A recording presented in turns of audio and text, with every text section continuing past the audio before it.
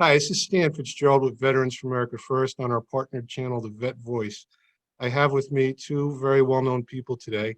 I'll introduce them both. Chris Barret, who is the manufacturer of the Barret 50 caliber, who the United States Army called one of the top 10 greatest innovations for soldiers performing their duties.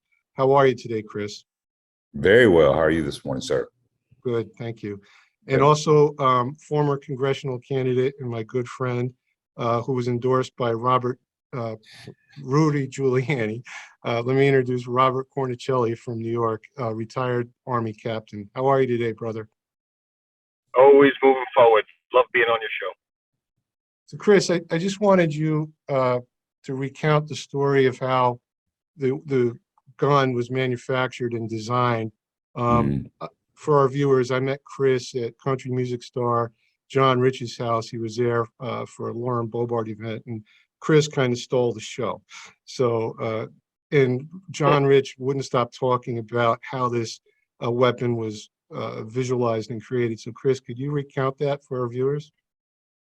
Our story actually goes back about 40 years. So my father founded the company in 1982, and Dad is a creative person, and he's just brilliant with designs and mechanical things. But he was a photographer at the time, a professional photographer. So people find the transition to be amazing, to go from a photographer to an inventor of one of the United States adopted rifles. So he was just always a gun guy and a very brilliant guy. And I shouldn't be talking about him in the past tense. He's very alive and very well. So he is a great guy, a brilliant guy. And he designs this 50 caliber rifle as he progresses up through his interest in other firearms.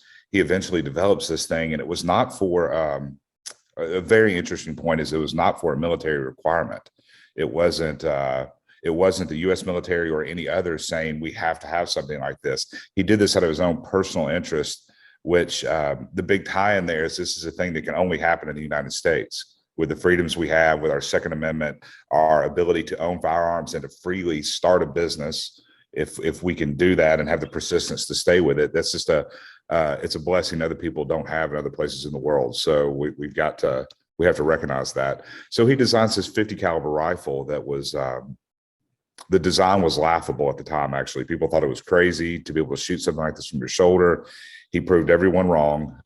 We're not engineers here, and he just proved everyone wrong that we could do this and carry a 30-pound rifle that fires 50 caliber cartridges with relative precision.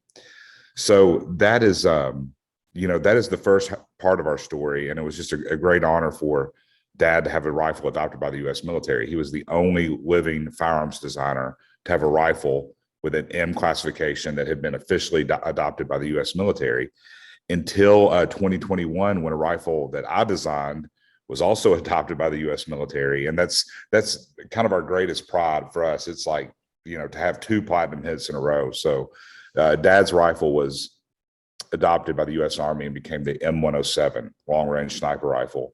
And a rifle that I designed became adopted by SOCOM through the U.S. Navy and is called the Mark 22. And it's also a very long-range precision rifle. So that's what we hang our hat on nowadays. Not that we're resting, but that's what has happened and what we've been able to achieve. It's incredible stuff to have two weapons adopted by the military. That's amazing. It never happens for a company, and he and I are the only living designers, and we're the only father and son ever to have done that. So we're the first and maybe the last. I don't know what we'll be shooting 100 years from now, so we'll see. And Robert, I'm a retired police officer, so I could talk to you about 9mm or 38s or shotguns. So I'm going to turn this over to you to talk about the logistics of the weapons. Well, sir, Mr. Barrett, I have to say, the tactical advantage of any weapon system is always important. But what's really important is the lives, saving lives, preventing death, right? So the fact that you can create such a weapon system that gives us that tactical advantage, I have to salute you, because you're saving lives. You're keeping military units, the grunts on the ground, from having to carry, 240 Bravo is a 3-man operation. Just carrying that machine gun, there's 3 people.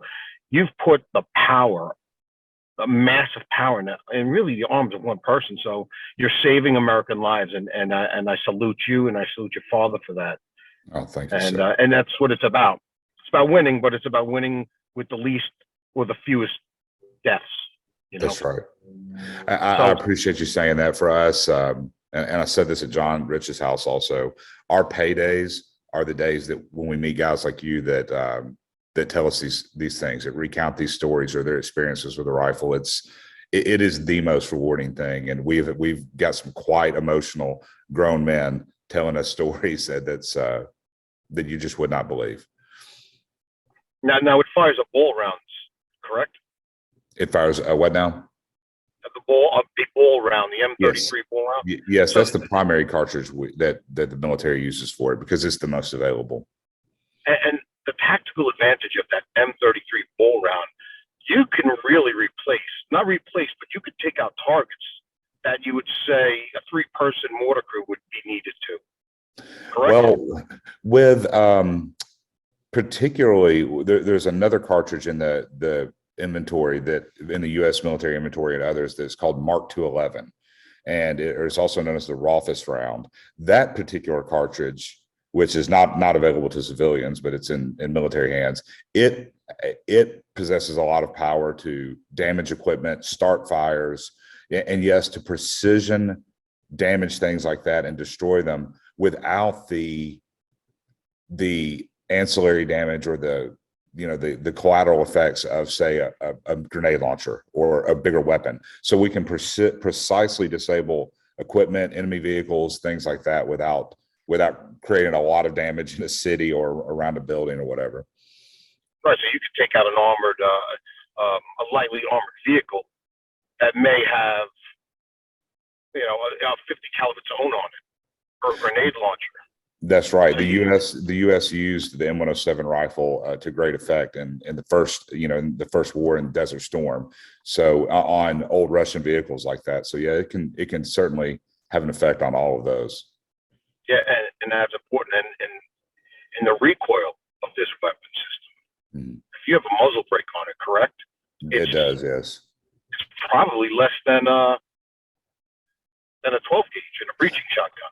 I think it recoils to the operator far less than a 12 gauge shotgun, and the muzzle brake, as you stated, is a huge component of that reduces the recoil. But the very design of the operating system, it is a recoil operated system, which means the barrel and the bolt carrier move and reciprocate using energy from the fired cartridge. So the system, it mitigates the recoil, reduces the recoil, and spreads the recoil out over a longer period of time. So it makes it very comfortable to shoot. And that surprises most people because the thing is so big and so loud, and the concussion is impressive, but the recoil to the user is very minimal. And here we are with the tactical advantage to our troops.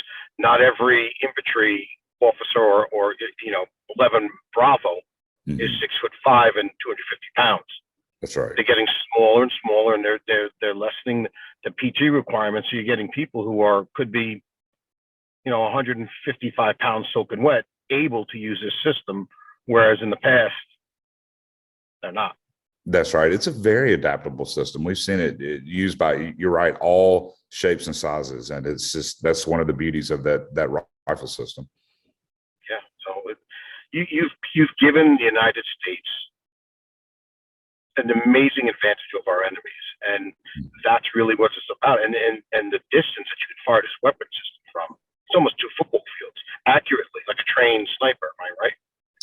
That's right, and actually much farther than 2 football fields. Even it's we have seen reports, confirmed reports of the M107 being used effective to 1,800 yards or 1,800 meters, about 2,000 yards, I guess we can call it. We'll go ahead and round up all, which would be like 20 or 18 or 20 football fields. So I'm sorry, that's what I meant.